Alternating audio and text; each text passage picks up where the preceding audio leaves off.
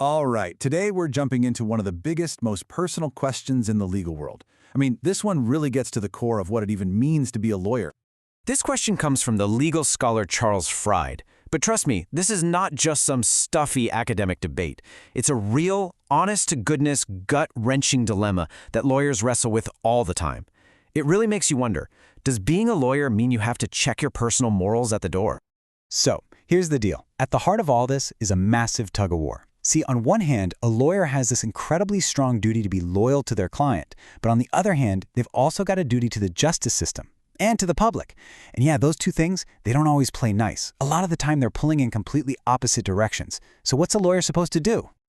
Okay, let's kick things off with the classic answer. It's called the loyal advocate model.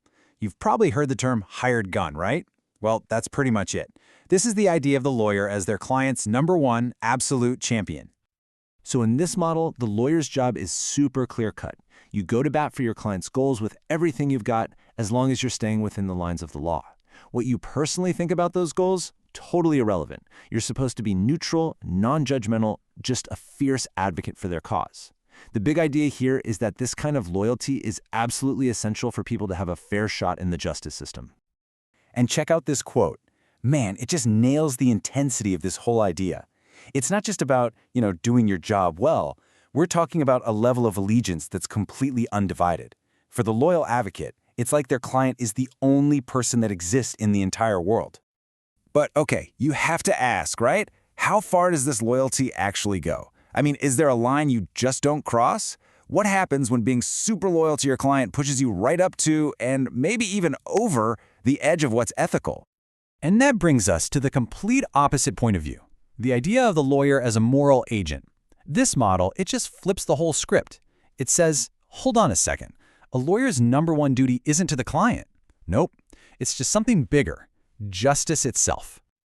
So, with this way of thinking, lawyers can't just park their conscience outside the office. They're actually held morally responsible for the work they do and who they represent. A lawyer has to look at a case and ask, is this right? Is this a just cause? And if the answer's no, they have a duty to walk away, even if what the client wants is technically legal. Now, people who criticize that pure hired gun model, like the theorist David Lubin, they basically say it's a moral cop-out. They argue it lets lawyers get lazy with their ethics, to cause real damage to people and then just hide behind this idea of professional duty. Their whole point is pretty simple. Just because you're a lawyer doesn't mean you get a free pass on being a decent human being. And if you want a case that shows just how intense this gets, look no further than Kenneth Murray. His client, the infamous serial killer Paul Bernardo. So Murray gets these videotapes showing Bernardo's absolutely horrific crimes, and he hides them from the authorities for 17 months. His defense? He claimed he was just being a loyal advocate for his client. And while he was actually acquitted of obstructing justice, the whole thing caused a massive uproar. It really makes you ask, was that loyal advocacy in action, or was it a huge moral failure that put his client way ahead of justice for the victims? So where does that leave us? It feels like a tough spot, right? Is it really a choice between just two extremes? Either you're a puppet for your client, or you're some kind of moral crusader? Or maybe, just maybe, there's another way to look at this. And that's where this third way comes in. It's an idea that's really at the heart of legal ethics in Canada, the concept of integrity. And listen, this isn't just some vague philosophical idea. It's literally written right into the Canadian Code of Conduct for Lawyers. And what's so important here is that the rule doesn't just talk about the client. It specifically lists duties to the client, yeah, but also to the courts, the public, and the profession itself. And the glue holding all of that together? Integrity.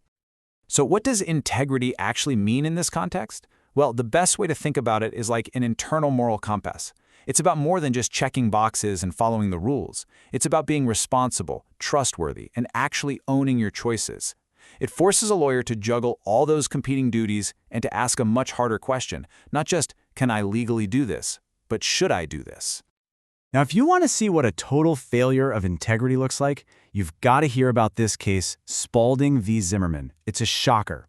So the defense lawyers find out from their own doctor that the person suing their client, who was just a kid by the way, has a life-threatening aneurysm because of the accident. They knew the kid's lawyers had no clue, and under the rules back then, they technically didn't have to tell them. So what did they do? They kept their mouths shut and settled the case for pennies on the dollar. And this right here, is the absolute core of the integrity model. Legally, sure, they didn't have to say a word.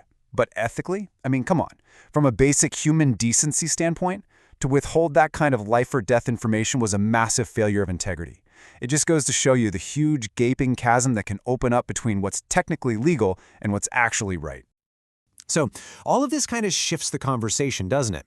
We're moving away from these abstract models and getting into something way more personal. We're talking about the real-world challenge of actually living a good, fulfilling life while you're a lawyer.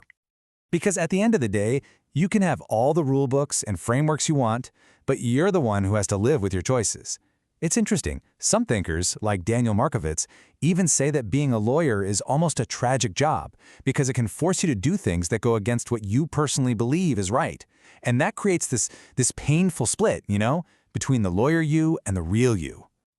But does it really have to be like that?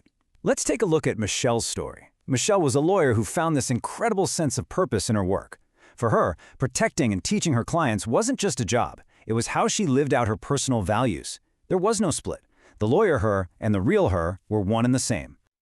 But then she hit a wall, a really common one. Her firm loved her work, said she was a brilliant lawyer, but they also criticized her for not billing enough hours. And bam, there's that classic clash between purpose and profit. It's a dilemma so many lawyers face, and it can just eat away at that sense of meaning. And the story gets even more powerful. When an illness tragically forced Michelle to quit practicing law, her grief was just overwhelming. She wasn't just sad about losing a job, she was mourning a fundamental piece of who she was, the very thing that gave her purpose.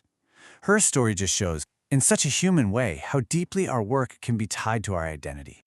So that brings us full circle, back to where we started, but maybe with a slightly different lens.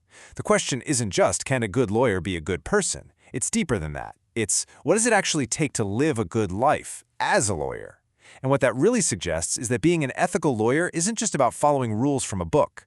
It's about a constant, ongoing effort to build a professional life that you can be proud of, one that truly reflects your values. In a word, a life of integrity.